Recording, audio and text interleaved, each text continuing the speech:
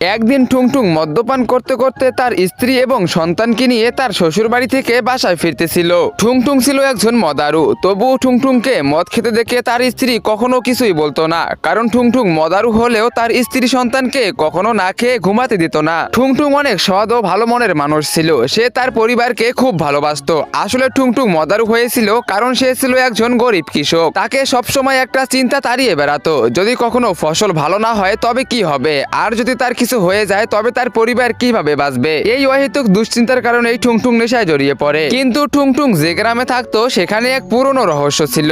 গ্রামের বাইরে একটি পুরনো হাবিলি ছিল এবং সেই বাড়ির ভিতরে রাখা ছিল এক বিশাল আয়না, যার ভিতরে কেবলমাত্র খুটখুটে অন্ধকার। গ্রামের লোকে বলতো সেই আয়না চেহারা নয়, বরং মানুষের উদ্দেশ্য দেখে এবং তার ভবিষ্যৎ দেখায়। কথিত আছে বহু বছর আগে এক ব্যক্তি যখন সেই আয়নার কাছে গিয়েছিল, আয়নাটি তাকে নিজের ভিতরে টেনে নিয়ে গেছিল। সেই থেকে বছরের পর বছর ধরে কেউ ওই বাড়িতে ঢোকার বা আয়নাতে উকি দেওয়ার মতো সাহস করতে পারেনি। কিন্তু একদিন টুংটুং সেই পুরনো হাবিলির পাশ দিয়ে নিজের ক্ষেতের দিকে যাইতেছিল। হঠাৎ তার নজর পড়ে ওই পুরনো বাড়িটির উপর। সে ভাবতে লাগলো, যদি এই হাবিলির ভিতরে থাকা আয়নাটি মানুষের ভবিষ্যতে দেখায় তবে লোকে একে এত ভয় পায় কেন।